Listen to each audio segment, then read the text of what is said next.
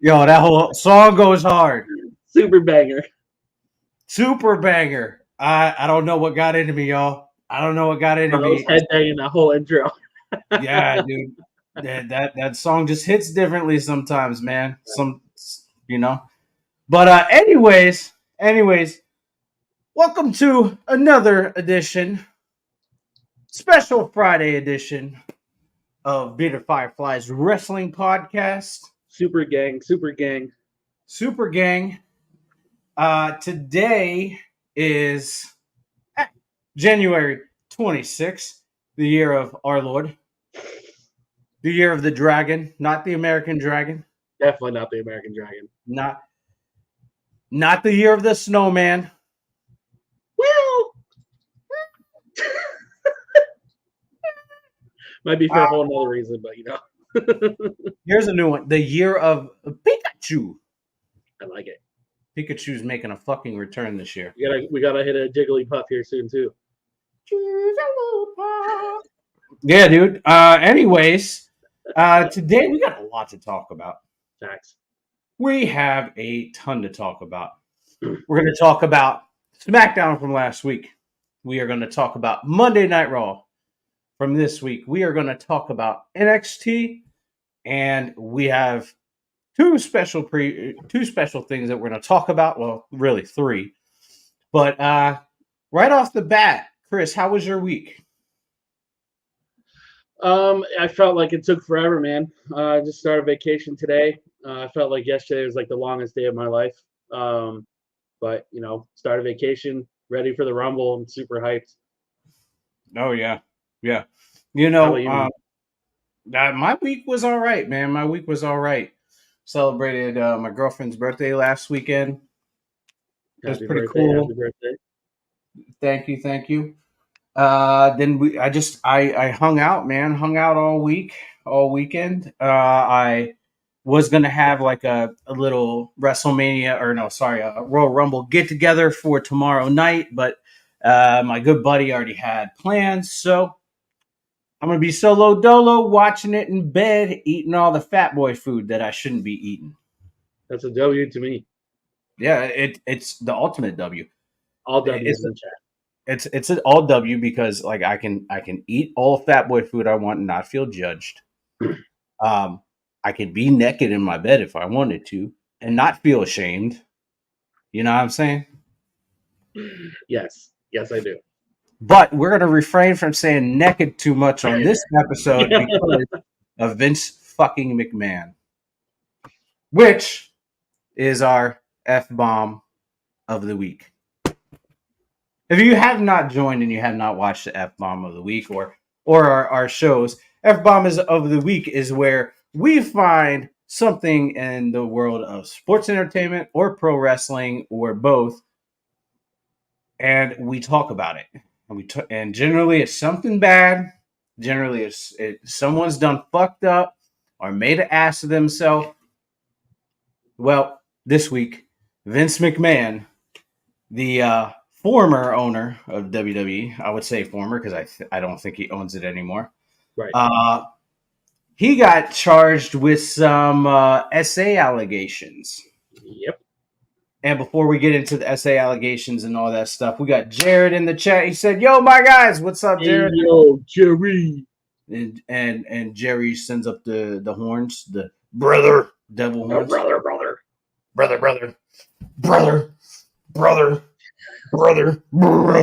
I actually watched that promo, Shawn Michaels. It was so bad. We got Teresa. What's going on, Teresa? How you doing? Anyways, yeah, we're going to talk about Vince McMahon and his allegations against him and another former employee. We're not going to bring up the superstar whose name is attached to it because we don't know all the details yet. But yesterday, there was a bunch of news that came out. There's actually all week. There's a bunch of news that came out. So bunch of allegations against Vince McMahon and John Laurinaitis, pretty much the person that made the claims, said that it started out as one thing and then it turned into a potential trafficking situation, which Chris and I, we don't stand for that shit one bit, or SA or harassment of any sort. Yeah. We take that very seriously here. And so when I read those, I was like, the fuck. But then I was like, it's Vince McMahon, dude. This isn't the first time that we've heard anything about him, but this is the first time where there's detailed information with text messages. I'm pretty sure you see the text messages, and that really paints him in a real bad light. Chris, what do you got to say about this? So I'm going to be careful on how I word this because it's obviously a very serious situation. I know she had sued him prior and got a lawsuit and everything, and that Netflix deal got announced for Raw, and then this lawsuit comes out shortly after. I in no shape or form will ever defend Vince McMahon, especially after this last couple years. I'm just glad he's out of WWE and being involved in WWE. At the end of the day, that's what we all wanted. We all wanted him gone in some form or another. And the superstar, who I won't mention either, whose name got thrown in the mud too, until something is in concrete and not just, assumptions like everybody on social media likes to make. I'm not going to vilify this person until there's proof that he did something. He's not being investigated. He's not getting sued. Nothing. Yep. As for Vince McMahon, his spokesperson came out and said that these are all lies and made up and everything else. We know text messages and screenshots can be manipulated. That is a fact. False accusations happen every single day, whether people want to acknowledge that or not. Yeah. We've seen it with that ghost guy on TikTok. We saw what that did to somebody. Yep. So, again, I'm not going to defend Vince, but I'm also, until this is proven that those are legitimate text messages from him. And, again, I'm glad she spoke out. And for her own sake, I hope it's true so she gets justice. Yeah. But if it's made up or manipulated in any sense, which in 2024 anything can be, shame on her. Yeah, absolutely. Because she was already getting money. She was already getting the benefits out of Vince, not justifying that situation at all. But it just, right now, the way I'm looking at it is it just seems like a money thing at this point. Could be. All right, so going to the comments, Jerry says, I've got a lot to say about this topic, which I'll be on a live stream on Sunday. So he's going to talk about it on Sunday. And Ryan Laveau says, what's up, guys? I haven't heard anything about this. We were just covering some of the SA allegations against Vince McMahon and John Laurinaitis. Jerry says, this is a true nail in the coffin for his whole career, in my personal perspective. Yeah, absolutely. That nail was already there when he stepped out. He was already done before that. This just kind of solidifies the whole thing. Yeah, absolutely. But we're going to stray away from some of the more depressing things, and we'll talk about some news in WWE that came out this week. We got The Rock working for fucking TKO. He is on the board for TKO, and that is crazy. That is crazy to see. And then that even goes to what happens is Rock returning for WrestleMania, right? Because now he has a portion of the pie, not saying for WWE, but for TKO. Right. We also got the Velveteen Dream interview with Chris Van Vliet. And if you don't know about that story, there's a ton of allegations that came out against the Dream. None of them were substantiated, and people buried the Dream. He ultimately got fired. They said because of budget cuts. He had gotten arrested for an illegal substance in Florida. And then after he got fired, while he was on probation, he got arrested again. And this time really did him in, and he decided to change the way that he approached things. He had a bunch of apologies. 3 years later, that whole interview, in my opinion, was very good. I listened to the whole thing. I digested it. I thought about it, and I don't know how to, I know how I feel about it, but Chris, how do you feel about it? So I'm just gonna say that Chris is probably one of the best interviewers, if not the best interviewers in the planet. Yeah. Um, when he first announced this, because he follows me on Twitter and we talk every now and again, and I messaged him like, "Hey man, like I support you no matter what you do, but do you worry about cancel culture? Like that's Mhm. a really big guest and a really muddy situation." Yeah. And he didn't respond, and he probably can't, or whatever. Um, and I was a little worried about how the conversation was going to go, like him just like making excuses about why he waited so long, blah, blah, blah. But like you said, man, that was one of the heaviest podcasts I've listened to in a minute. And Yeah. again, going back to the false accusations thing, everything that he brought up, like all the receipts, all the screenshots, all the leaks, all the nude leaks and stuff like that. Yeah.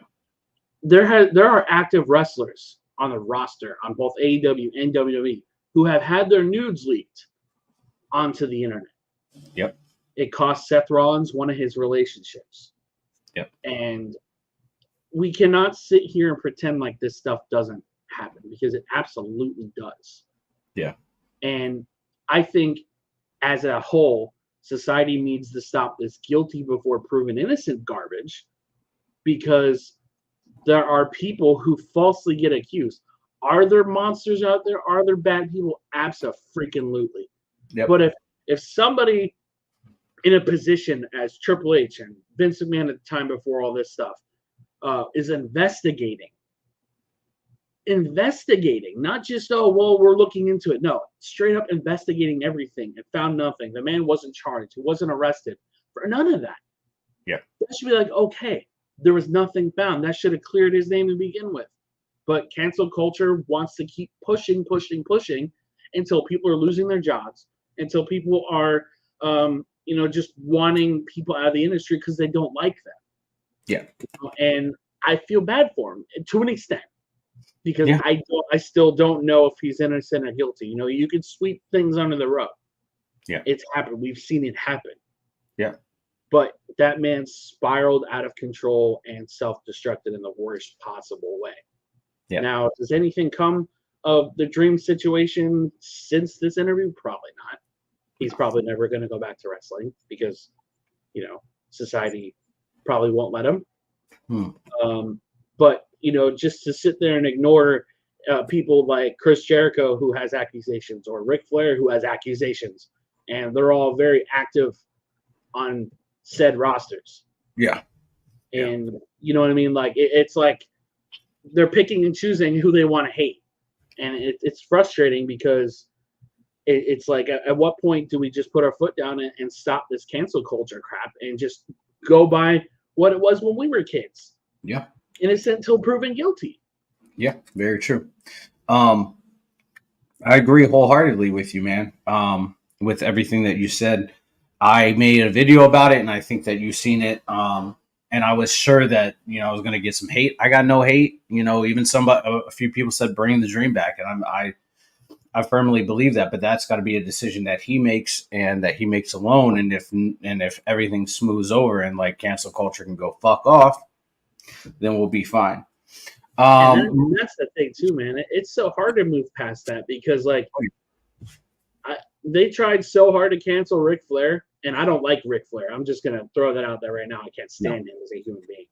No. But they tried to cancel him, and he's back making millions. Yep, so absolutely. If he can come back unscathed, why can't the dream? Very true. Ryan says, Chris, you're absolutely right. We need to get rid of the cancel culture. Absolutely. I agree too. So moving forward, we also, like you alluded to earlier, we found out that Raw is going to be moved to Netflix. There is a bunch of question marks. And I also read today that USA Network's deal with Monday Night Raw is up before that actual contract with Netflix picks up. So there's a lot of question marks surrounding that and what's going to happen moving forward with Monday Night Raw. Also, the streaming, how is live streaming going to go versus recording? Is it going to be recorded and then posted up? So there's a lot of question marks surrounding that, but that is a huge opportunity. And I've seen the wrestling community on both sides of the fence. So I've seen, people say this is a great move for WWE. And then I've seen people say, why would they hide behind a paywall? But I mean, if you think about it, they've always been behind a paywall. You have to pay for internet. You got to pay for cable, the network, back when the network was still there, pay-per-views.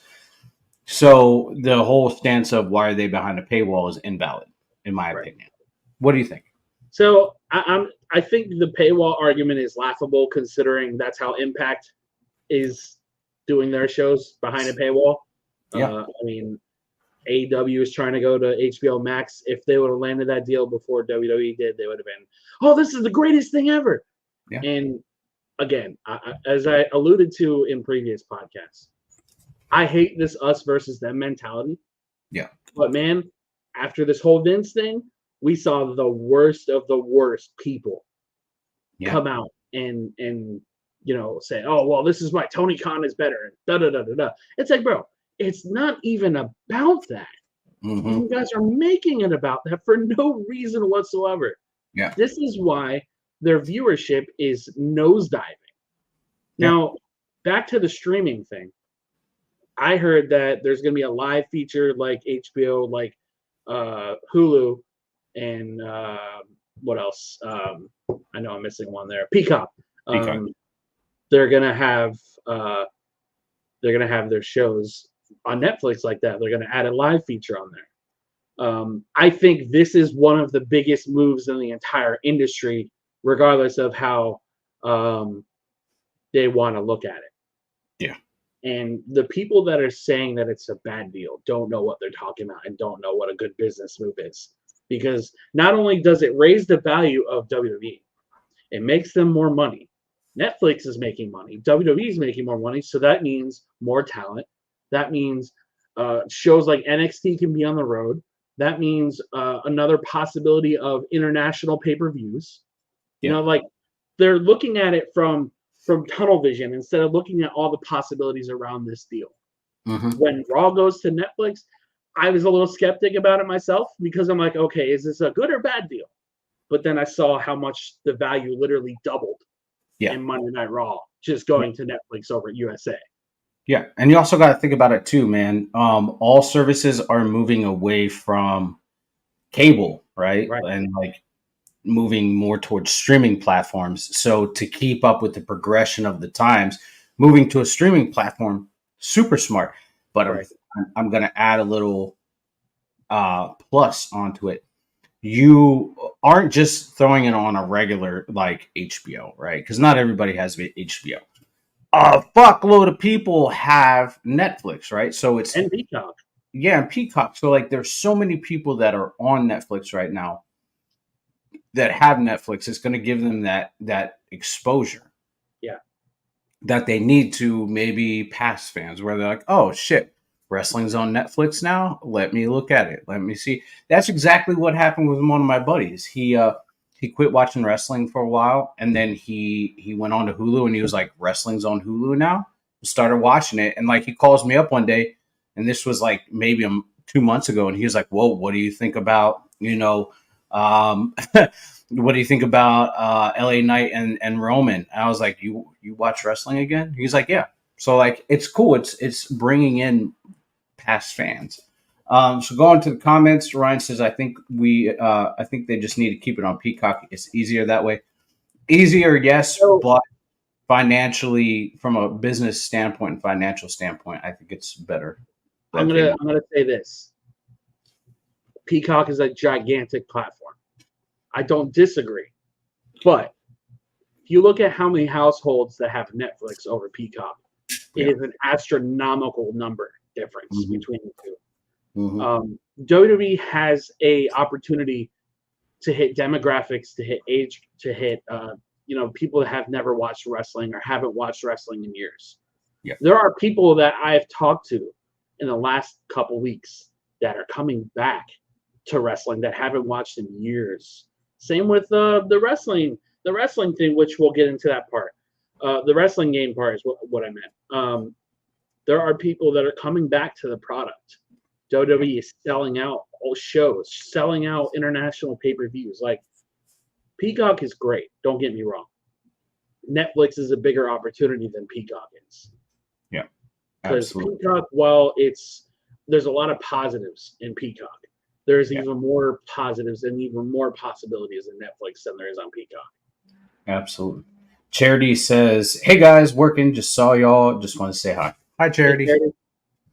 But anyways, yeah, I completely agree with you, which is going to lead, and you talked about the game, and so they also released the covers for WW 2K24. Now I know not everybody is a big 2K head or likes wrestling games or is even a gamer, but in my opinion, these are the best covers I have ever seen for a game, point blank, period. And I'm going to show them here, and then we're going to talk about them. And so first we got the standard edition, and Cody Rhodes is your cover superstar for your standard edition. That is beautiful. So good. Absolutely beautiful. All of the shots of him, beautiful. Like I said, the best cover I've ever seen. Mm-hmm. Chris, what do you think? I really love it for Cody. I think Cody was more than deserving. I was a little afraid they were going to shaft him for Roman. Not that Roman doesn't deserve that spot because, again, title reign is outstanding. But Cody is the face of the company. And people need to, I don't want to say need to accept that, but people need to see how much he's doing for the company, inside and outside of that ring. Yep, absolutely. The next cover is the deluxe edition, which is the first time we've seen two females on a cover. We got Bianca Belair and Mommy, Rhea Ripley. What do you feel about this? And also to mention as well, she's the first colored woman to be on a video game cover as well. Yeah. Bianca, of course. Go ahead. I honestly, the way that they brought them into the 2K meeting, telling them that they were just there for a 2K23 commercial and stuff, and then revealing the covers was so wholesome because you saw how much it meant to Bianca, and you saw how much it meant to the other two as well. Yeah. So deserving. Yeah. I know there's a lot of people that strangely hate Bianca for whatever reason. I don't get it. I don't understand it either. And maybe it's because they were going the Cena route with her. I don't know. I guess I can kind of see similarities in booking, but to deny how good she is stupid. Yeah. And Rhea absolutely deserves that spot. I agree. And I think what I like the most out of this is like you get two different perspectives, right? You get Bianca's flashiness, but you get the darker side of Rhea Ripley, especially that middle picture where she's doing the Undertaker pose. I love it. Absolutely love it. And then the final one, which is what I'm getting, is 40 years of WrestleMania. Now I'm so happy that they did it because when 2K14 came out, they had the 30 years of WrestleMania. You got to play through some of the matches. This one is the same thing. Now, I love this cover, too. I love this cover. You got some of the greats of WrestleMania. Andre, Hogan, Austin, The Rock, Undertaker. And you got, some of the more newer feuds with Becky and Bianca, Triple H, Shawn Michaels, Roman. There's one important name that is missing off of there for obvious reasons. Sasha Banks. Yeah. Deserves to be there. Yeah. And it's her fault that she's not on there, bro. Mm-hmm. And if she comes back in the Rumble, I'm not going to sit there and be one of these idiot journalists that have no idea. if she comes back. Mm-hmm. I hope it's a better run, and I hope that she's happier now Yeah. that she got to explore New Japan. Didn't really work out, in my opinion. Didn't really move numbers, move merch, nothing like that. If she comes back, I want to see her, put in the work of building her brand back up. Yep. Sasha's a draw. Mercedes is not. Yeah. And Agreed. her stands need to realize that. Like, yeah, she walked out. I get it. I understand why she did. Frustrations, Stone Cold did it. Punk did it. But Sasha could have been a little bit better about the situation than how it went. I because agree. it cost her best friend or whatever she is to her job too. Yeah, absolutely. And you and I talked about this. The limited edition, the 40 Years of WrestleMania, is only digital, which sucks because you guys had seen, if you guys follow me on TikTok, I unveiled some of the things that were in some of the 2K boxes when they were doing deluxe, like hard copies. And those are the days I miss, right? You get special memorabilia you wouldn't get anywhere, right? I got the 20 Years of SmackDown Right. edition of one of the 2K games, and they had the Brock Lesnar suplexing Big Show and the ring breaking. I got an Edge autograph. That was the hottest one because everybody wanted one. I got a few other things, right? But now it's just digital copy, and then a lot of people don't play Supercard, so you're wasting money on Supercard. And some of the other perks you get in it are cool, but to me, I think that WWE needs to go back to that, go back to the hard copies. I mean, I know that the new next gen consoles don't necessarily have that drive. I actually have a thought on that, and I was just thinking about it while you were talking about it. Instead of doing the big deluxe boxes like they used to, they should do a steel book Yeah. cover of 2K. I think that would sell, opposed to like we were talking about before we were recording. I think they lost their ass on those bigger packs because nobody wants to pay $120 for a game. 2K19, I think it was the one where Ray and Dom were the cover. Right. That was a steel box. Yeah. And Yeah. I think I think they lost their ass on it, is what happened. And that's what I'm suing. And if anything, and I'm just gonna say this, if anything, throw in a QR code for free tickets to a show, right? Like that would be cool. That would be a But way But I also think that would be a little tricky too because, then you got international fans. Yeah, very And true. you have people that are all over the country, obviously. Yeah, very true, very true. I mean, it could be anything, right? But I mean, you're taking what made the game special away from it. And also, to be fair, the pandemic happened when 2020 came out. Yeah. And then I believe we were at the end of the pandemic, or at least somewhere near the end when 21 came out. Wait, did they do 21 or did they skip 21? They skipped 21. That was when Battle. Yeah, that was a shit game. We don't speak that game. We don't say those words in this podcast, Chris. But they went to 22. Mm-hmm. And I think they kind of wanted to put the feelers out there for 22, and then 23 came out.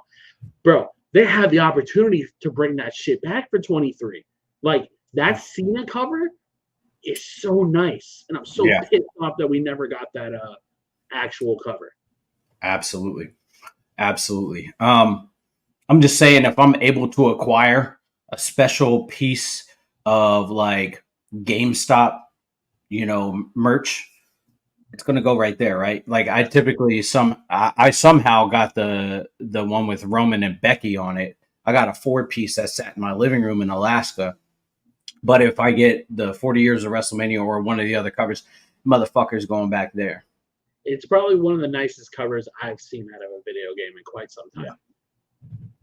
And what's crazy is, I'm a big gamer myself. I almost want to buy all 3 of them. Right. Just to have the covers. Yeah, absolutely. Ryan says it would be nice for WWE to do a world tour again, not just pay-per-views.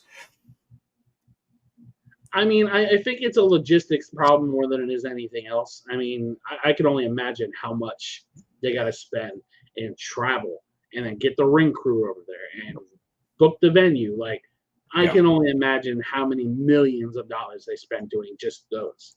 Yeah, absolutely. Absolutely. So this is what the big news was over the week, and I think generally overall the news was solid for WWE. Like we said, we don't really pay attention to AEW just because of the toxic shit that's happening over there. So we'll move on to SmackDown, man. SmackDown opened up. AJ Styles or Nick Aldis was in the ring, called down AJ, LA Knight, Randy Orton, and Roman to sign the contract. Um, Everybody came out, signed the contract except for Roman. Paul Heyman came out. Paul Heyman was running his mouth, per usual, and said, "Hey, Roman's not signing this shit. He didn't agree to it, and I have to look over the contract." Nick Aldis said, "Well, fine. If that's the case, we'll strip him and we'll make this a triple threat for the title."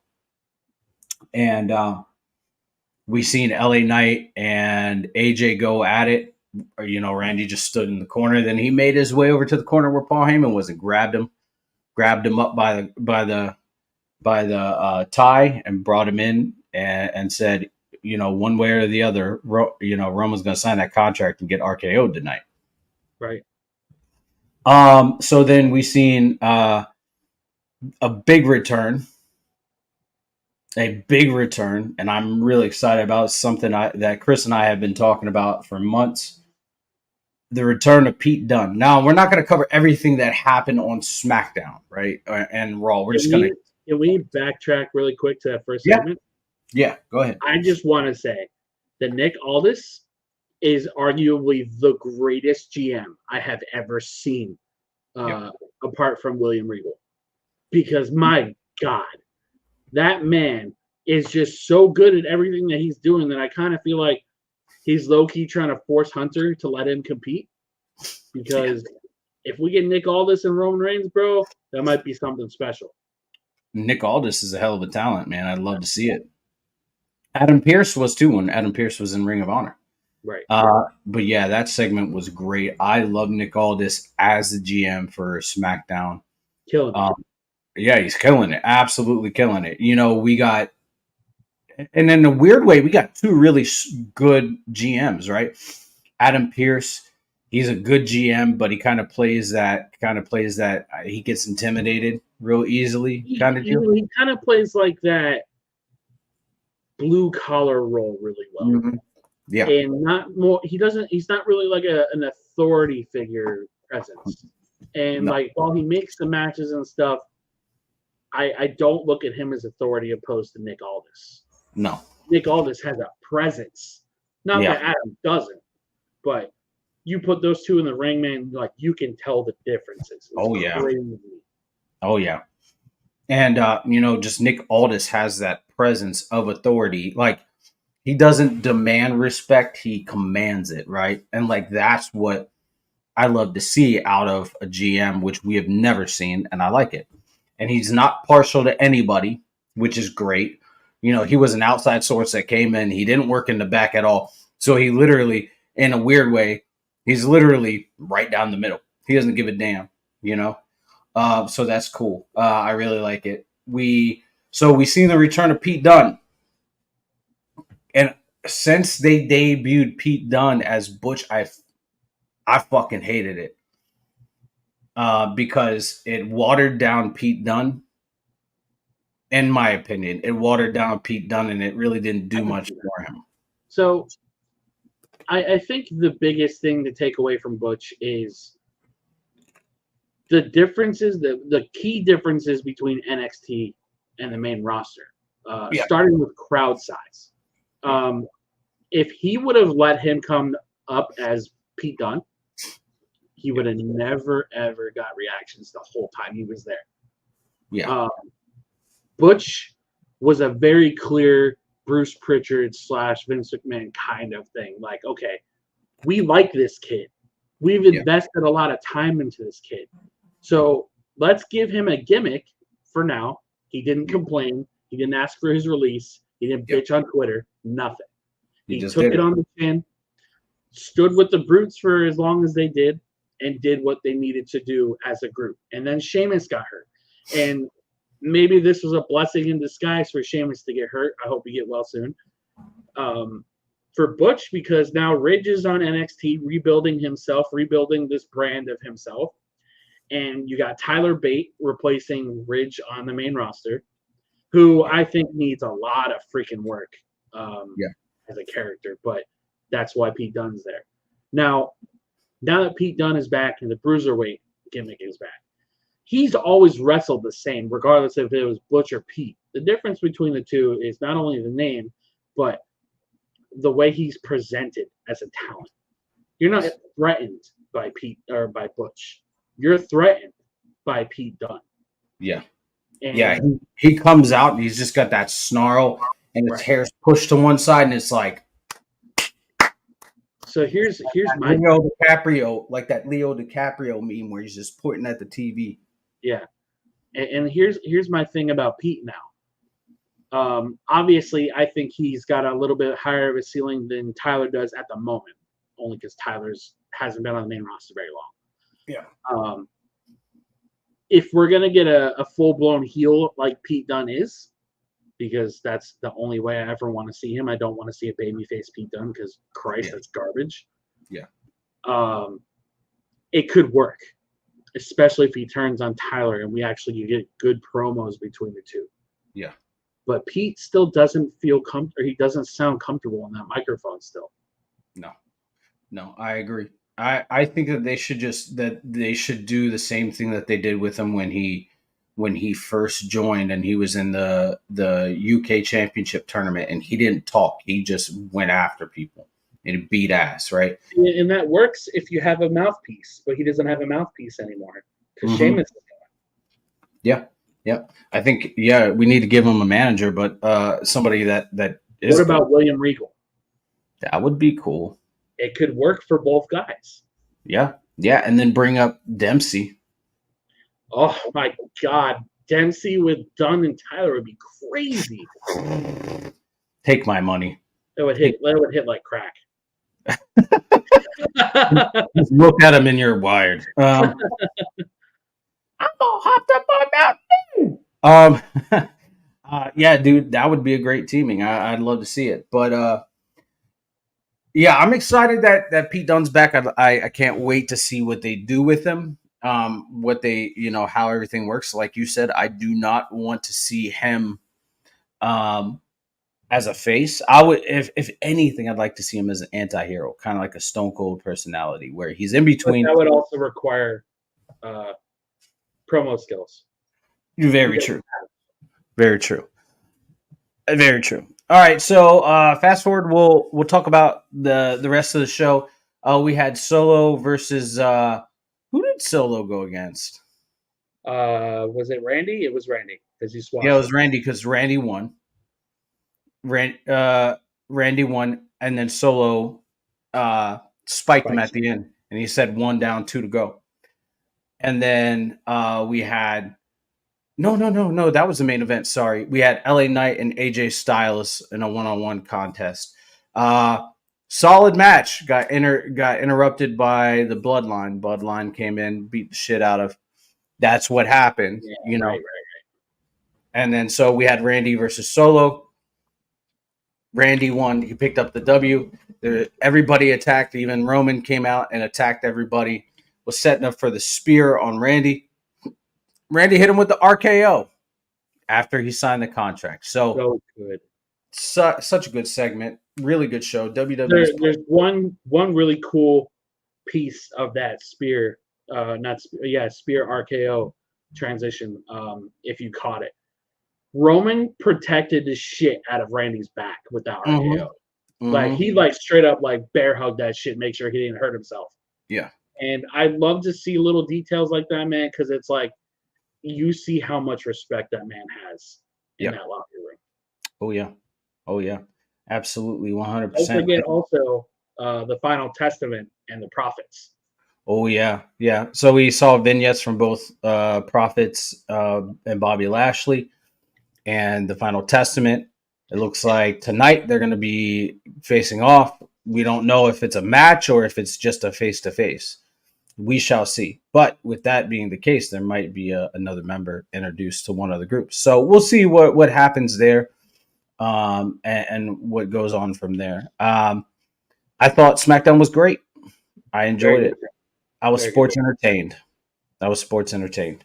So I'm just gonna say this really quick about the Testament Prophets thing. Bobby and the Prophets need a win, but not nearly as bad as Cross and his group does, bro. Like, that's what I'm afraid of. Is Yeah. Cross gonna eat an L again? Yes. Yes. And that's what I was going to bring up. Like in this situation, I feel like it's a lose-lose, right? Like in this feud, the only way that it would be a win-win for everybody is if they had one team picked up a win, another team picked up a win. They had the tiebreaker, and the tiebreaker, nobody wins. And so they just go their separate ways. These are two huge factions, right? A brand new faction that's just being introduced in a faction that was gaining steam. I feel like, why would you do that to them? I would have much rather loved to see the Final Testament attack Judgment Day, but then it's a heel stable It'd versus be too easy for them to hit that route first. You know what I mean? yeah. My biggest thing is Cross has the genius that Bray Wyatt did, Yep. and by that I mean he's a lot of backstage character work kind of guy. There's nothing wrong with that because Mankind arguably was the same exact way. You saw some of his best promos in the boiler room, in dungeons, wherever the hell he did his promos, and you got Cross explaining why his purpose and why everything that he's doing is working. Yeah. He destroyed Shinsuke. He turned Bobby into what he is right now, and Drew McIntyre, and the list goes on. So, I mean, his character work is great. I just think it gets so undermined so quickly because this generation's attention span is just complete shit. Yeah, I agree wholeheartedly. So we shall see what happens tonight. So moving on to Monday Night Raw. Monday Night Raw, we had the show opening up with Seth. Seth addressed his injury to his leg. He had a partial tear of his MCL, and he had pretty much full tear of his meniscus, and that sucks, right? Because this is the curse. I swear to God, this is a Seth Rollins curse. When he's on a hot streak, he gets injured, right? It happened with the Universal title when he had the Universal title, and now he has the World Heavyweight title, and it happened again. I'm pretty sure that he got injured when he had either the Intercontinental or the US title. The man gets injured when he's in the highest spot possible. Right. So we've seen him talk about how he has to have surgery, and what the future may look like for him. And then we got, dude, I did not expect this.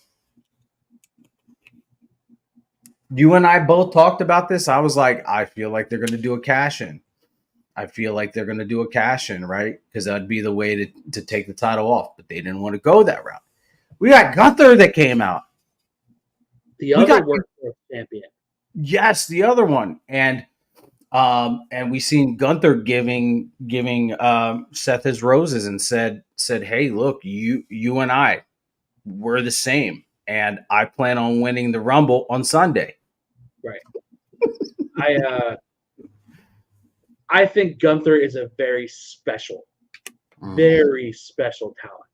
And I actually, one of my good friends on Twitter was saying that Gunther isn't anything more than a taller Seth Rollins. And I said, honestly, bro, if you look at Gunther as a whole, like, forget the look, forget how he wrestles. The man has a presence. Yeah. There is nothing more in this business that is important more than a presence. There aren't very many wrestlers these days that have a presence.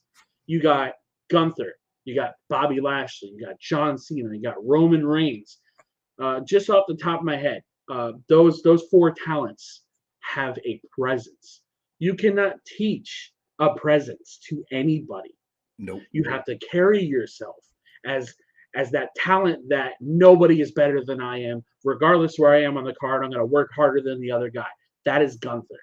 Mm-hmm. While Seth Rollins is a workhorse, I don't think Seth Rollins has a presence. No. I think Seth Rollins is arguably top 5 best wrestlers in the world right now. And I will die on that hill. Possibly of all time. Of all time, yeah. I mean, that's definitely a great argument considering the names that are on all time. Yeah. But the problem with guys like Seth, and you compare him to guys like Gunther, you compare him to Roman. I'm not fully against workhorse champions, but I also don't want to see a champion kill himself just because he wants to wrestle. Yeah. That is why Roman Reigns is the star of WWE. He is WWE. Yeah. Whether people like his schedule right now or not does not matter. Roman Reigns is the champion of all champions for a reason. Absolutely. Roman Reigns is the conversation for beating arguably the biggest talent of all time in Hulk Hogan's record. There's a reason he's in that conversation. Yeah. Now, Absolutely. Seth's matches since he won that title have been great. Yeah. Do I agree with some of the way it's been booked in some of those matches? Absolutely not. No. But Seth Rollins is his own worst enemy when it comes to being a champion, when it comes to being a superstar. Because being a workhorse champion doesn't mean you need to have a match every single week. Being a workhorse champion is being like Gunther, who has the presence, the in-ring talent, and everything else. He can work on his promos, but the promo stuff is the least of his worries. Yeah. He gets to the point and he tells the story the way he needs to tell it. The problem is Gunther picks and chooses who he wants to face, and I think that's a better way to book a workhorse talent than Seth Rollins. Yeah. And you hit it right on the head on a few key points. Presence is a big one. And the presence that, Gunther has is in his presentation of himself, right? As soon as that symphony hits that lights go out, and it's a light behind him, Ludwig and Giovanni, right? And they're just there. And then the light shines on them. And then just his presence of who he is, how he carries himself to the ring, stops, looks around, and then he, wipes his feet on the mat before he goes in because the mat is sacred, right? And then everybody knows who he is. Everybody knew who he was before he came into WWE, but what WWE has sculpted and molded him into a presence, right? Like into somebody. He has the presence of Roman right now. Mm-hmm. Mm-hmm. He's the final boss. Yeah, dude. Like he walks in, and like you can see opponents, and they're like, "Fuck, I have to fight him," right? Like I have to go against him, and that's what it is. That's what it's about.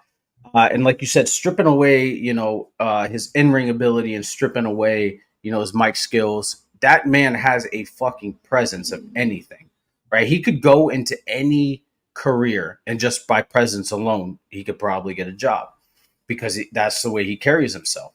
And I agree with, the workhorse stuff. Seth Rollins has had phenomenal matches. I can count on one hand how many bad matches I've seen with Seth Rollins won, and that was with The Fiend in Hell in a Cell.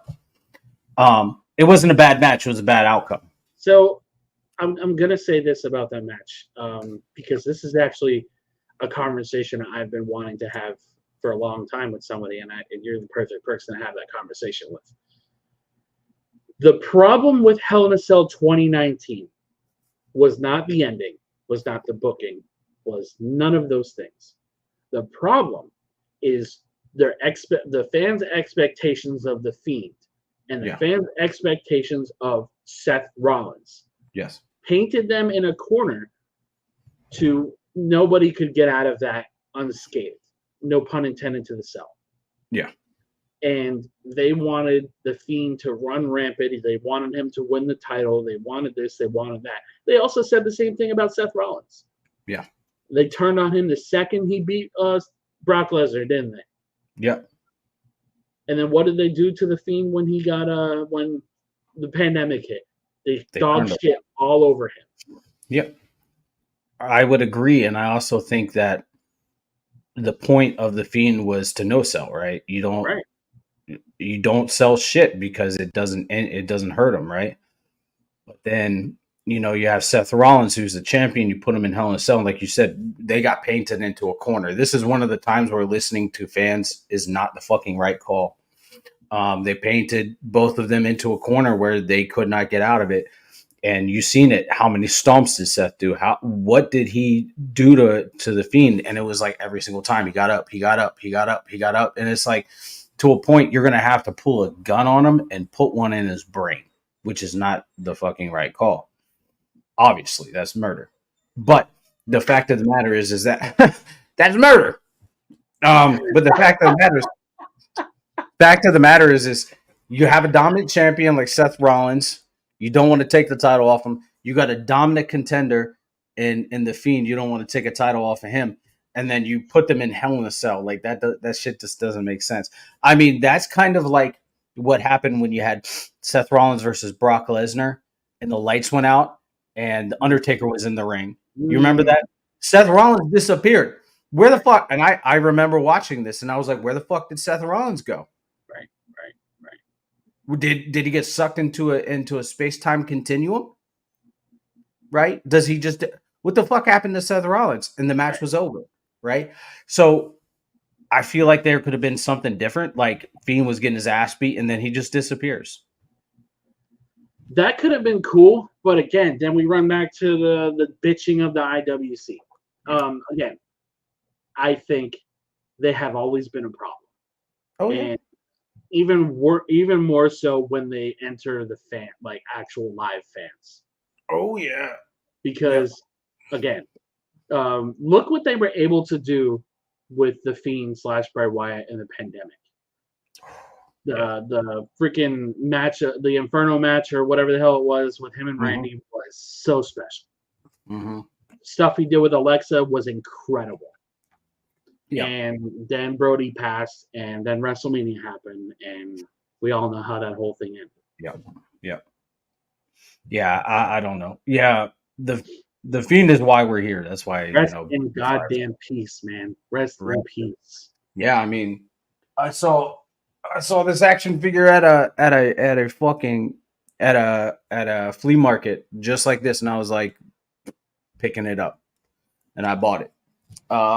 But anyways, yeah, the Fiend is why we're here. Bray Wyatt is why we're here. This is why we love doing this. But yeah, moving on to Raw, or on into Raw, we ended up seeing Nia Jax come out, and she cut a promo about how nobody's better than her. Becky came out, pretty much said, "Oh, I'm fucking better." And then we got Mrs. Cake herself, Bailey. we got Bailey. Respectfully. She came out and she said, "Hey, I'm intending on winning the Rumble." Now, I think I know who's going to win, but that's neither here nor there. We'll talk about that later. There's a brawl. Nia Jax leg drop Bailey like it was nobody's fucking problem, and so that set up, But we know what happens when you get big people in a ring. They're gonna fucking everybody's gonna gang up on them to get them out. Yep. So that's something to look forward to for the Rumble. Next we had Ivar versus Chad Gable. God damn, what a match! Jesus, they beat the dog piss out of each other, dude. I think Eric getting injured was another blessing in disguise for Ivar. Yeah. I'm kind of worried about when he does come back, if he does come back, because I don't want to see the Viking Raiders. No. But I want to see them go. Dude, that would be sick too. Because Eric can go, bro. Like Eric is a great talent. Mm-hmm. I just think Vince didn't know what to do with him. Just like he didn't know what to do with the Ascension. Nope. Absolutely. I agree. Then we seen a tag team match between the New Day and Imperium. Fuck, man. It was a double count out. They both teams got put through a table in the crowd. It was great. And so like that the thought of or like the idea of I want more. What else are they gonna do? That came up for me. Like fuck, man. We seen Ludwig take out everybody, and then we've seen Xavier Woods fight him off. So like, where do they go from here? Do they I mean, bring? I genuinely want to say that Xavier Woods is probably the most underrated talent on that roster. Yeah, I would argue the Chad Gables. I would argue the Vinci's. I would argue Kaiser. yep, Xavier Woods, yeah, from going back to when they were feuding with the Wyatts, going back to when he first debuted as a Funkadactyl guy. yeah, Um, he is phenomenal yep, in everything he does for that company, man. Like, I remember when they were feuding with the Wyatts, and I remember the whole uh, dynamic him and Bray had with each other. Like, yeah. Xavier is just incredible, bro. Like, I Mhm. look up to him so much, man, because he just psychology and just everything he brings to the table is near perfection. Damn near perfect. I love him, and when he needs to step his game up, he does. He's one of those people that is another creative mind. When he knows what to do, when to do it, and so that's pretty awesome. I do love Xavier Woods. And then Drew versus Jay or no versus Damian Priest Priest. was the main event. Very solid match, and we seen Drew pick up the win. Because Truth caused the distraction. So I love R-Truth. Don't get me wrong. I don't have a problem with it. But I think right now what they're doing with Truth needs to stay backstage. Yeah, Like, I don't agree with how they had that booking go down with him and Damian. I get it, but it's like, okay, like, no. Like, yeah, okay, I would be cool with Drew just beating the shit out of Damian and winning. I would have yeah, been fine with that. But an R-Truth interference, like, yeah, come on. yeah. Like, R-Truth is great, and obviously he's moving merch. He's doing all these special things right now. But Yeah. I just don't feel like it should be something that is that thrown in your face. I agree. I agree. Um, One thing I didn't touch on, and I wish I would have touched on it earlier, that fucking promo between CM Punk, goddamn Cody Rhodes. Yep. I'm gonna say this here: AEW had something special. Tony Khan had something special with those two, and he shit on it. Yep. Right? He shit on it, and he didn't allow it to happen. And because he didn't allow it to happen, they did it somewhere else. And god damn, that in my opinion, and Chris, I think I'm pretty sure you're going to say this too. In my opinion, I think that this was one of the best back and forths promo battles that I have seen in a very long time, where neither one of the guys got buried. I'm gonna say this, and this Maybe was, Austin and Rock was the yes, I last was one. just gonna say that. I was going down like just like off of memory. Um, I can't remember any back and forth since Rock and Austin that felt that freaking big. Yeah, In a community where people try to compare Rock and Austin to Wheeler Yuta, to Daniel Garcia, to freaking Eddie Kingston, is just freaking absurd. Let me state this after that statement. I don't hate any of those guys. Wheeler Yuta is one of the worst talents I've ever seen in my entire life. Don't white like bread. it. Daniel Garcia is okay. Yeah, Eddie Kingston, I don't care for his work. He's a great human being. Don't care for him as a wrestler. Period.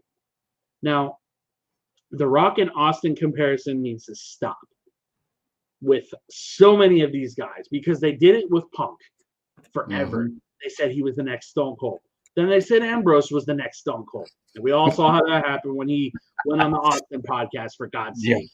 yeah, And I truly, in my heart of hearts, think that this is the greatest promo back and forth I've ever seen in my entire life. yeah. Next to Austin Rock. Like, it felt like a big freaking deal.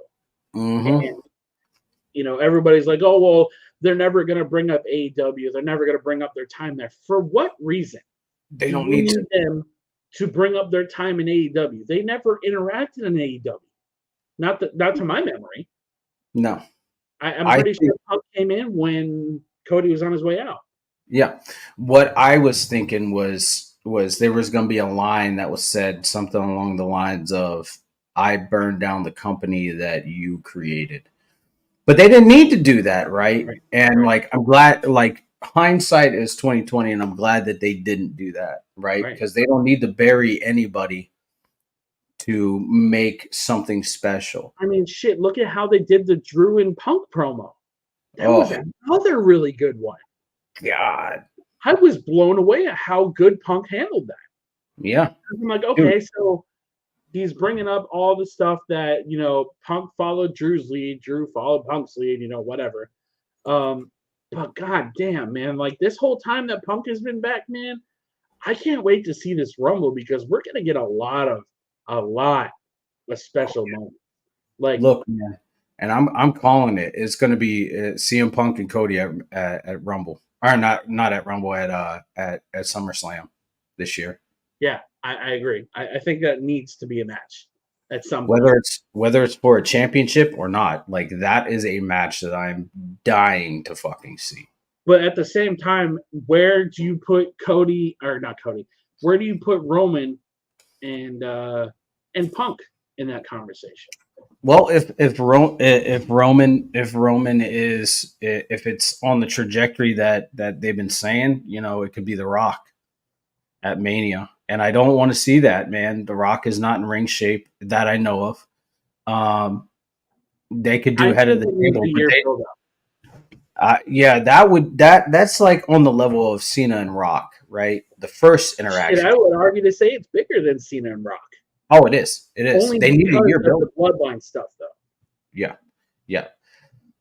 I think that if they wanted to build it up, The Rock versus Roman, it could be one of those things where Rock was out talking, Bloodline attacks him. The Rock is like, "Hey, look, next year, I'm going to train for a solid year to be in ring shape, and you and I are going to go fucking one-on-one at WrestleMania."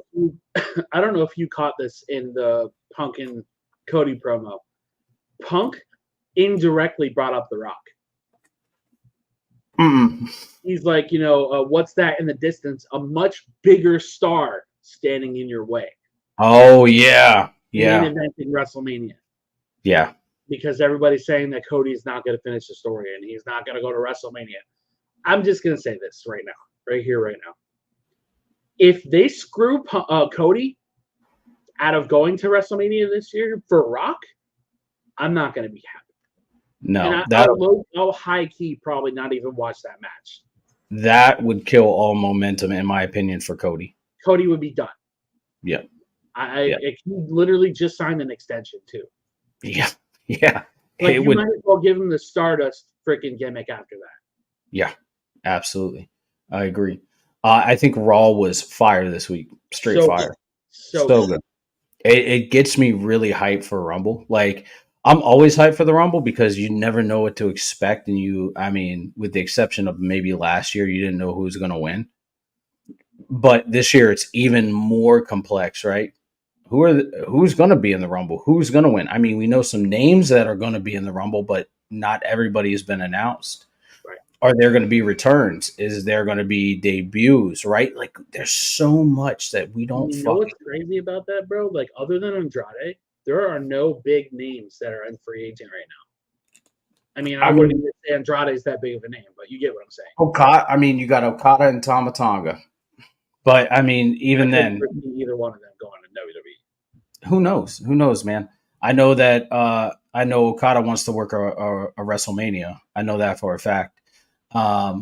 He's stated that a bunch of times. So we don't know. I mean, the simple fact that Okada walked away from New Japan is crazy. The fact that Tama Tonga walked away from New Japan is fucking crazy, considering that both of them said that they would never leave.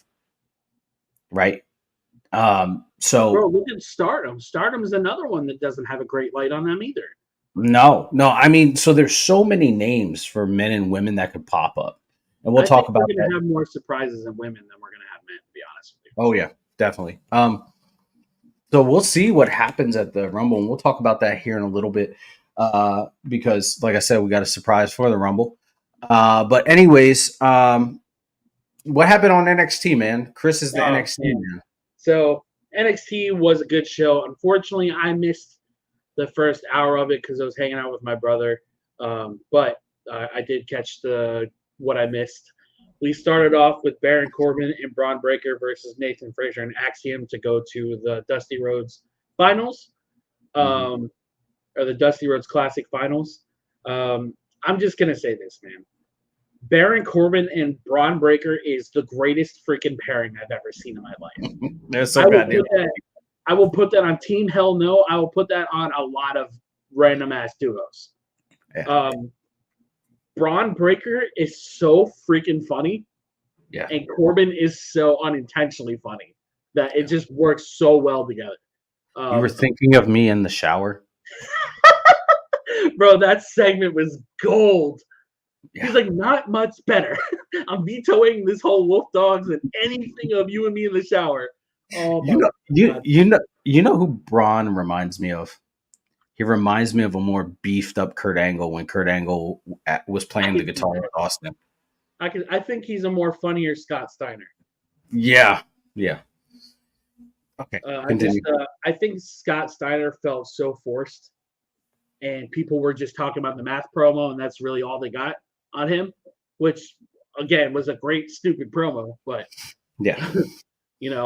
I think Braun has inherited that great quality of Scott and made it his own. I don't remember really much of his dad to really compare the two. Rick was all right. Yeah. But Braun and Baron won that match to go to the finals. Super happy, and I hope they win the whole thing because I don't think there's a team more deserving than those two right now. Yeah. Then we had, let's see, what was the next match here? Had a backstage segment with Fallon Henley. Ava, who is The Rock's daughter, got named the official GM for NXT, which kind of turned into backlash on Twitter saying that, oh, well, she only got it because her dad's in WWE. It's like, bro, she's 20. She's been running the show anyways. Yeah. She's 22 years old. Like, yeah. like, oh, she doesn't have charisma. Charisma isn't hereditary. I'm like, you guys are ridiculous. Fucking stupid. And again, this is what I was talking about the IWC. They want and expect from every talent, from development to mid-card guys to tag team guys to women. They expect rock reactions. They expect the charisma of Stone Cold Steve Austin, and they expect the in-ring talent of a Shawn Michaels, Bret Hart. That is a freaking problem. Yeah. And we need to start acknowledging how stupid this community is. Because I swear on my life, wrestling fans are some of the dumbest people on this planet. Fucking agree wholeheartedly. We had Lash Legend against Sinclair. Lash Legend continues to show just how good she is, and I think she's ready for a title shot. When that happens, who knows? Then we had Dijak versus Joe Gacy. Ended in a no contest. They beat the living shit out of each other, and Joe Gacy has this crackhead kind of gimmick where he's just doing anything and everything. He can't be kept down no matter what he gets put through. Didn't he pop up at the announce table at the beginning of one of the NXT? Yeah, like the lights went on. In the fucking blazer. Joe Gacy's great, man. I really think he's one of those special talents that not a lot of people are giving a chance because we've acknowledged it before. They don't like big guys, like heavy set dudes. And he's not like obese or anything like that, but he's got that scruffy look. He's a bigger guy, but he's built like every single person in Gallus. Right. And Gallus is another one that I feel Triple H would book better than Michaels, and only because I feel like Michaels doesn't want them to showcase just how good they are. Yeah. Because they've been in the NXT system since NXT UK became a thing. Yeah. So it's like we don't want to expose the developmental talent that is going over you. So I get it. Yeah. That ended in a no contest. Then we had a Von Wagner, Robert Stone vignette where they went back to Von Wagner's stomping grounds as not UFC, UCF. I think that's the right college. Knights, where he used to be a football player, and he's training his speed and stamina and stuff to face Noam Dar next week for the Heritage Cup. For those of you who don't know what the Heritage Cup matches are built like, there are 2-minute intervals between each match, and the first to get 2 wins wins the match. I think they've done a good job at translating it to TV. I know when it first came up, people were complaining about the format of a Heritage Cup match, and I get it because North American wrestling is nothing like UK wrestling. So, everything's a freaking problem. That's not American wrestling. Then we had Trey Bearhill, which is a brand new talent. He's got the gimmick of a Native American. No charisma, hardly any ring talent, unfortunately, but he's a very, very, very, very green talent who is feuding with Lexus King, who took him out of the breakout tournament. Lexus King won, but Bearhill needs a lot of work. I low-key kind of feel bad for him because he was getting shit on so hard, but I think it's because of his size is why he's on TV. Because, he's a big guy and he can do certain things, but it's not there. He's not there at all. I think he needs to be kept off of TV for 6 months and see what he can improve on because he's another really big guy. He's tall but really big, and it's just kind of like, I don't mind the Native American stuff if it doesn't feel forced, but his feels super forced. Gotcha. Like Eddie Thorpe is great. Eddie Thorpe is one of my favorite guys to come from the New Japan scene. I'm not familiar with Eddie Thorpe's work pre-NXT, and I went to go look, and he's actually very talented. But he's also got the Native American stuff, and he's been able to incorporate it into his gimmick and ring work. So Trey Bearhill just kind of went in there as like, you probably shouldn't be on TV yet kind of thing. Lexus King won that match. Very, very good showing for Lexus King. He's progressively getting better, and I can't wait to see his first title feud because I think he is phenomenal. Miles better than he was in AEW, which isn't saying much because he didn't get too much TV. Then we had the Supernova sessions with Lola Vice and Elektra Lopez. I'm just going to say this about Lola Vice, man. Lyra exposed the shit out of her last week. She said the only reason you're on TV is because you shake your ass on Instagram. And she's like, I can't help it that people want to follow my Latina heat. I'm just going to say this. It is the cringiest promo I've ever seen or heard from a woman in my entire life. Yeah. This week was that much worse. I didn't think it was going to get worse. But it did. It did. Elektra Lopez cooked her ass. And it doesn't seem like Lola has recovered from that first promo. And I'm starting to doubt her a lot.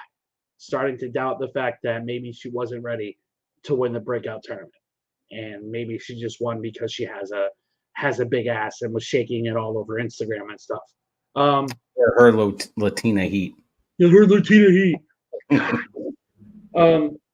I hope she improves, and I hope HBK sees that that's a really big problem in her work, because I don't think that Lola Vice, I think anything that has made her special before that promo is gone. Until she recovers, which she has not done a great job at. If they put a title on her, it'll be the biggest mistake they ever made. Period. After that, we got the match between Dragon Lee and Scripps. Scripps, who used to be Reggie on the main roster, who was also Nia Jax's bodyguard and 24/7 champion. Scripps is very good. Yeah. Scripps was very good when they had the mask on. I get why they took the mask off, because it just wasn't working. Dragon Lee continues to prove he is one of the best talents on that roster. I think they were test running him on their main roster, and it wasn't an official call-up, or I don't know what the deal is with them. Maybe it's kind of like LWO, where they're just on the Bounce roster back. temporarily, kind of thing. But now we're gonna have Oba Femi against Dragon Lee at Vengeance Day, which is I believe a week from this coming Sunday. Mm. So I'm excited to see if Dragon Lee can survive Oba Femi, because Jesus God Almighty, that is a Yeah. gigantic man. Yeah. Then we had Blair Davenport and Carmen Petrovic. I love Blair Davenport, and I think she's main roster ready. I think my only problem with how she works is she's so stiff that I'm terrified she's gonna fucking kill somebody. Yeah. And Carmen is great. I don't think she's green at all. I think she's very TV ready, very confident in her presentation and her ring work. But man, when Blair hits, bro, like I swear on my life, like I feel like somebody's gonna break an arm or something every time she gets hit. Yeah. Of course, Blair went over, knocked her out cold. Then we had Trick Williams, which was the main event against Josh Briggs. Of course, the crowd is heavy behind Trick Williams, well deserved, of course. Trick Williams won the match, and then we had a little back and forth between Trick and Mello again, like we were alluding to last few podcasts. I think we're going to see Mello's true colors either this next tag match they have or at Vengeance Day. One of the two is going to happen, because if Mello and Trick go to Vengeance Day, Trick is also going to have to face Ilya Dragunov, who is a very, very dangerous man. Yeah. Ilya is another guy who has a presence about him, bro.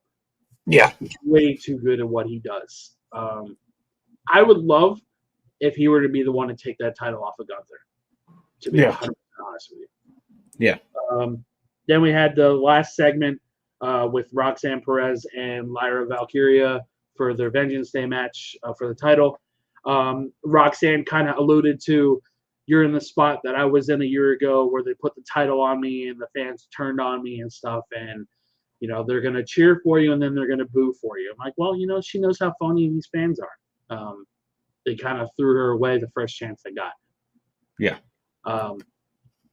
So it's you know, I think Roxanne is slowly progressing in her heel gimmick, and I would love to see her be called up to the main roster, because I think she's more than ready. But yeah, NXT was a very good show this week. Going to NXT this coming Tuesday, so I'm very excited about that. Absolutely. Absolutely. All right, so we are going to go ahead and we're going to talk about the Royal Rumble a little bit, and we got a surprise. Chris, what's the surprise? Going to the Rumble, bro. I'm going to the Rumble. Chris is going to the Rumble. I even have some signs that I made for the Rumble. And the first sign I want to share, and this one means the most to me. Excuse my handwriting. I write like a child. But this first one I made was for Bray Wyatt. And, you know, as you guys know, Bray Wyatt passed away in August. And the last televised match he had was last year's Royal Rumble, unfortunately. So wanted to make this sign for him. And the sign in the back was for AJ Lee, because I have a feeling she's going to be at the Rumble. And I said, hey, AJ, is it time to light it up? This one, so this one I made, I have a feeling it's going to get taken away, but it doesn't directly say Tony Khan on it, but it's a reference to the CM Punk situation. But my life is in danger. And Snowman. The Snowman. Yeah, man, I'm very excited to go to the Rumble. Caleb went to the Superstore earlier today and got us some merchandise, so I'll be rocking my tribute shirt for Bray Wyatt. Probably gonna wear my Rumble shirt to Monday Night Raw. Yeah, man, I'm super excited. It's gonna be a great weekend. Very good weekend. Sick. You're gonna be wrestled out. Yeah. No way. No way. No way. No way. All right. So first off, we got the right off the top of the bat, we got the men's 30-man Royal Rumble match. The names that have been confirmed for the Rumble is Cody Rhodes, CM Punk, Nakamura, Bobby Lashley, Drew McIntyre, Gunther, Chad Gable, Otis, Akira Tozawa, Kofi, and Damien. I mean, we've talked. I don't know who is going to win. I have speculations. I know who I want to win, but Chris, who do you want to win, and who do you think is going to win? Man, this is hard. I think this is one of those rumbles where it's so hard to pick a winner because one, I think this is the most unpredictable rumble we've ever had. The last time that I went to a rumble was 2016. We all thought Roman was going to walk out as champion, like he came in as champion, and Triple H surprised us and won that one. Here's my three picks. Obviously, Cody is who I want to win. Other two picks are Gunther and Punk. I cannot foresee anybody else. I mean, unless they squeeze The Rock in there, and Jesus, God, please don't let him be in there. And I would be so heartbroken for everybody if he shows up in the Rumble, man. Because that would be sold. Yeah, you already know. I think it would piss off a lot of people, especially in the back. Yeah. I want to shout out to one of my friends, Norma, who actually proposed this to me the other day, and I was having a bad day, so I didn't really process it. When she said it, I was just kind of like, oh yeah, that's interesting, I guess. But she mentioned the Money in the Bank. Now, what if Damian Priest cashes in the Rumble against Gunther, and he loses the title in the middle of the Rumble? And that sets up for Gunther being knocked down or whatever. Maybe and then maybe that's how you get Gunther to win the match. Could. Yeah, that's a good idea. That's a really good idea. Never thought about that. Because Austin Theory did cash in for the US Championship. Austin Theory, man, my God. Austin fucking Theory. But I would say I would have to agree with you. It would be, for me, it would be Gunther, Cody, or CM Punk. At this point, I don't really care who wins because we all win if one of those wins. Yeah, I think whoever walks out, as long as it's not Brock. Nah. If Brock does show up and he gets eliminated by Gunther, we already know what match is going to happen at Mania. That match needs to happen. Fuck yeah. All right, so next we've got the women's Royal Rumble, and there's not that many names who are confirmed for the women's 30-woman Royal Rumble. I like that a lot better because I think we're going to get a lot more returns and surprises in the women's Rumble than the men's. Yep. So we got Bayley, Nia, Becky, Bianca, Maxine, and Ivy Nile. It's a lot. Thank you. Thank you. There's a lot of open spots for who could show up, right? So I don't know. I don't know who's going to win that. I know who I want to win. Chris, who do you want to win? I want Bayley to win. I think she deserves it the most. Yeah, I agree. Same here. Next, we've got the United States Championship, Logan Paul versus KO. And this story has been built up really well with KO knocking out Logan Paul, and then Logan Paul returning the favor, but KO gets back up. What do you see happening? I would love to see KO hold the title again. I feel like it has been forever since that man has held a title. Now, if we're talking business-wise, Logan should walk out as a winner. Just for the simple fact that kid brings in numbers.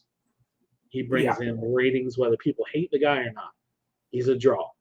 Not that Kevin's not, but Logan's a draw. Any way you want to flip that, he's a draw. Yes, I agree. I think that I think Logan's going to retain. I would love to see KO with a title again, but I don't think it's going to happen tomorrow night. I think he's going to end up going on to WrestleMania and losing it at Mania. That seems to be the thing. Logan wins at one pay-per-view, loses at another. And then our last match that we have on the card is the Fatal 4-Way for the WWE World Heavyweight Championship. And that is Roman, the champion, versus AJ Styles versus Cody, or not Cody, wow. LA Knight versus Randy Orton. Who do you think wins, and how do you think they win? So, obviously, I'm a Roman fan. I want Roman to win. I want him to go to WrestleMania because at WrestleMania, he should drop the damn title. I just feel like that's common sense at this point, right? But this is probably one of the most unpredictable situations because LA Knight, who was hot at one point, I don't want to say he's cold, but he's coasting. Yep. AJ, I don't want to say he's cold, coasting. Now, Randy is a wild card. Mm-hmm. Because what if you put that title on Randy? You don't need to, but what if? What if? There has been for the last 4 years, there's been a what if. Yeah. And I don't want to see it happen, but it's a very big possibility it does happen. Yeah. Now, look at the Seth Rollins situation. Assuming he was going to defend it at the Rumble. Assuming. I would love to see him and Punk go to WrestleMania, have a match, and then have Punk win or have Rollins win just to get cashed in on immediately. Mm-hmm. We've seen it, but it flipped on Rollins. Would be perfect. Yeah. And then run back the Cody and Damian feud. Or either which way. Now, what do you think opens and what do you think closes the show? I think KO and Logan opens. You think so? You don't think they're going to open? I think it would make the most sense. I personally think that they should open up with the men's Royal Rumble, then KO, and then the women's Royal Rumble, and then the Fatal 4-Way. See, the only problem I have with, and this is nothing towards the women, of course, but I remember when they did that before and the women closed out the show and it wasn't perceived very well because either it was the winner or it was just how the match went was just very underwhelming. Yeah. So if we're going to start with any Rumble, I think the women's Rumble should start. Yeah, but I also think you need a hot opener, right? You need something that's going to get everybody invested. And I think you bring in the men because if, let's say, Cody does go again, right? He does go again. He does win, which I think that they might try to have him go coast to coast, start out number one, and then complete it. They need to do it. Yeah. The last person back-to-back was Austin. For the men. Yeah. Yeah, because Rhea did coast to coast last year. I'm sorry. I meant back-to-back years. Oh, okay. Okay. Yeah. So I think if Cody does win it, he comes out at the main event and he points to the WrestleMania sign with Roman. That's it. If Punk wins, we obviously know where he's going. If Gunther wins, we know where he's going. I mean, but it could be where Gunther fucking splits off and goes toward Roman. We don't know. What if they have the Fatal 4-Way open? And they close out with the men's Royal Rumble. But yeah. I mean, that could be it. I mean, any women's titles matches, which I think is borderline criminal. It's a fucking travesty that they don't have them. But I guess they need all the women for the Rumble. Who knows? I don't know. But yeah, dude, there's so many possibilities tomorrow night. I am really excited for the Rumble. Every match, to be honest. I don't. It's just one of those things where it's one of those shows, and Rumble is one of my favorite pay-per-views. Rumble and Survivor Series, and well, I mean the big four, obviously, but Rumble being up there with one of my favorites because everything is so unpredictable. You don't know what you're gonna get. I mean, for all we know, we could get fucking Kane in an appearance. Who knows? That'd be cool. That'd be wild. I'd be okay with it. My question is, do you have the Survivor Series War Games or do you have Survivor Series come back? Traditional Survivor Series. Make War Games like 1,000% agree. I'm tired of War Games already. make war games be a special attraction. It could be you could It should be every literally, other year, honestly. yeah, that, or you could make a separate pay-per-view Yeah. where I mean, I feel like if they do that, that kind of hurts the gimmick match. or that, or it could be a WrestleMania match, where it's Bro, gang warfare. I just thought of something. So you remember the showcase matches Mm-hmm. that they did last year? Yeah. Do that in War Games. Mm-hmm. That'd be cool. That could be literally a gangs warfare style match, right? Yeah. Where, like, I mean, because Triple H is heavy on factions, right? How many factions do we have now? You could literally put all of them. Bloodline is not really a faction anymore. Judgment Day, the Pride, or whatever the hell they're calling themselves, LWO, LWO, Legato, and Damage Control. Yeah, but you also. I'm kind of curious in how the hell they're going to counter Damage Control now. We don't have a counter for that still. No. Unless Sasha comes back. Yeah, and then you could do the 4 Horsewomen. Yeah. Well, whenever Charlotte comes back. Yeah, Charlotte's injured. Yeah, you do the 4 Horsewomen. That'd be a good one. You could do an NXT Originals. You could do a NXT New. Like they did with NXT and 2.0. Yeah. Or if they build up a working relationship with another company, they could do matches where it's. What if they did TNA, bro? Oh. Out of every company out there, bro, that is the only working relationship I think could ever be realistic. Yeah. I think with New Japan being so balls deep with AEW, I don't ever see that happen. Yeah, very true. I mean, I know All Japan has a working relationship with WWE, so who knows? But anyways, yeah, there's so many possibilities tomorrow night. So much could happen. I am really excited to see what happens, who makes an appearance, who returns. All right, you're muted. Oh, he's okay. So Chris is on a phone call. Anyways, so for Chris and I, we are going to go ahead. We're going to sign off. It has been a pleasure. Next week we are going to return. We are going to talk. No, you're good. Next week we are going to return on Saturday. If all is working well, we're going to return on Saturday. We are going to talk Royal Rumble. We're going to talk SmackDown. We're going to talk NXT, and we're going to talk Raw after. Chris is going to be. And Vengeance. Well, no, Vengeance Day isn't going to be next week. Oh, we're going to yeah, okay. It'll be that Sunday. Anyways, Chris, is there any last final thoughts before we leave?